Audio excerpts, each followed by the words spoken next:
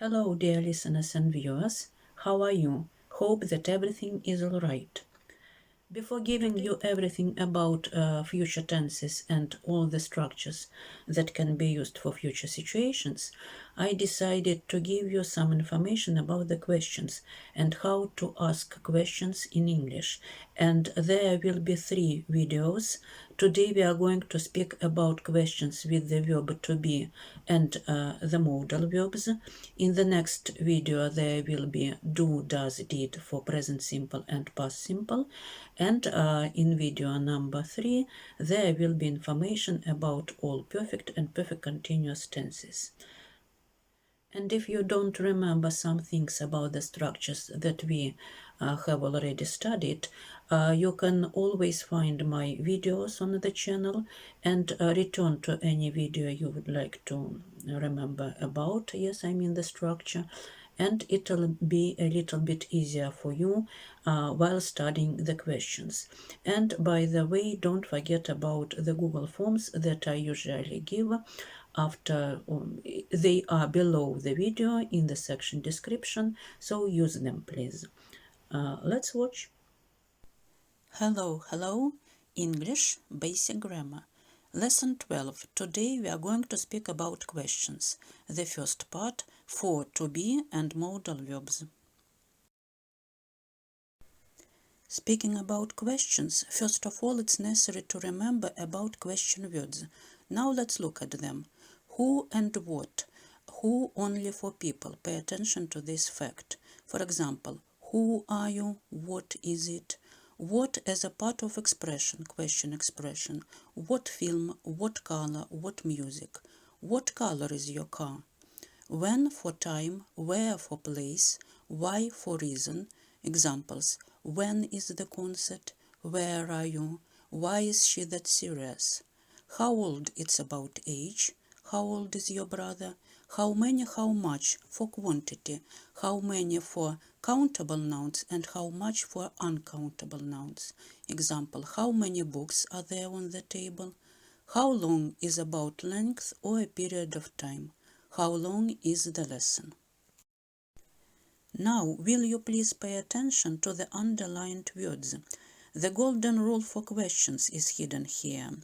In questions, the auxiliary verb is always before the subject. The exceptions are the questions to the subject and the structures there is, there are, there was, there were. In these structures, you just make it vice versa. Is there, are there, was there, were there. There are 5 types of questions.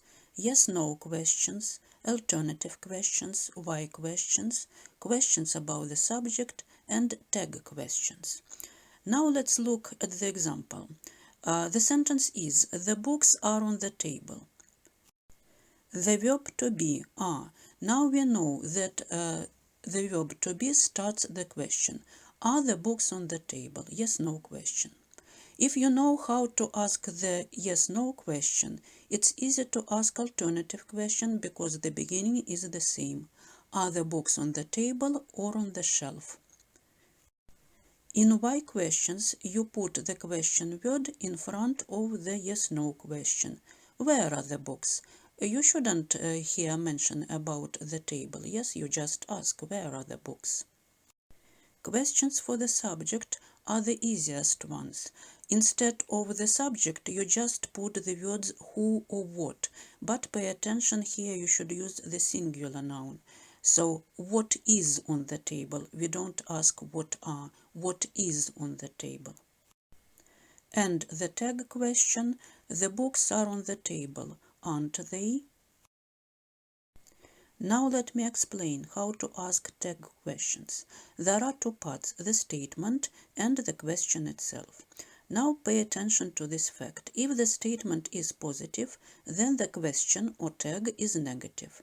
Example, the book is interesting, isn't it? If the statement is negative, then the question tag is positive. The book isn't interesting, is it? So the tag consists of an auxiliary verb with not in contraction or without it, and the pronoun that replaces the subject. Pay attention, only the pronoun. Examples. It's a cat, isn't it? Your mother isn't a teacher, is she? There are books on the table, aren't there? Pay attention. If we have structures there is, there are, then in the tag you should use these words, but vice versa. Isn't there, aren't there, if it is negative tag. And note, for the pronoun I, the tag can be either aren't I or am I not. I'm at home, aren't I? Or I'm at home, am I not? Now let me remind you in which structures we use to be. It can be a main verb, am, is, are in present, was, were in past. Structures there is, there are, and in the past there was, there were. In present continuous, am, is, are plus verb in ing form, and in past continuous, was, were plus verb in ing form. To be is also used for present simple continuous and past simple continuous in the passive voice, but we are going to speak about the passive voice later.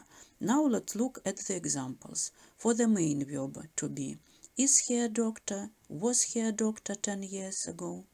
For there is, there are, there was, there were. Were there lots of trees in the forest? Present continuous. Is he reading now? What are you doing now? And past continuous. Were you watching TV or reading a book at 7 o'clock yesterday? She was reading a book, wasn't she? You can see that I gave different kinds of questions for you just to understand that it's not necessary to ask all 5 types of questions each time. The modal verbs don't show us an action itself. They just show the attitude to this action, the ability, possibility, permission, obligation. The words like can, could, should, may, might, must. For the basic level, I think it's enough. Now let's look at the examples. For example, the sentence I can swim well, and questions. Can you swim well? Yes, no question. Can you swim or dance well? Alternative question. What can you do well? Why question. Who can swim well? The question to the subject. You can swim well, can't you? Tag question. Pay attention, please. The modal verbs are in front of the subject. Can you? The exception is the question to the subject. Who can swim well? So we use who instead of the subject, and then we just write the sentence. Who can swim well? Other modals. Could. Could you swim or dance well at the age of 6? Should. What should I do? May. May I use your pen? Might. Who might be there? Must. We must learn these words, mustn't we? And now let's practice. The task is ask all 5 types of the questions for these 7 sentences. Pause the video, take as much time as you need, and pay attention for the last line. For checking, use the Google form below the video in the section description.